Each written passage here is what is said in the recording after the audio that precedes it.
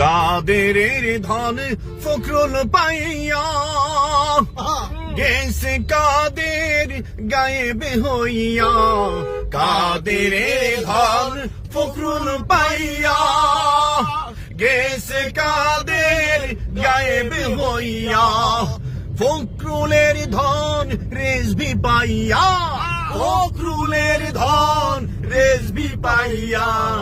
আবল তাবল বক্তাছে হায়রে, কেউ যাবে না খালি হাতে বাবা তোমার দরবারে। হায়রে, কেউ ফেরে না খালি হাতে বাবা তোমার দরবারে।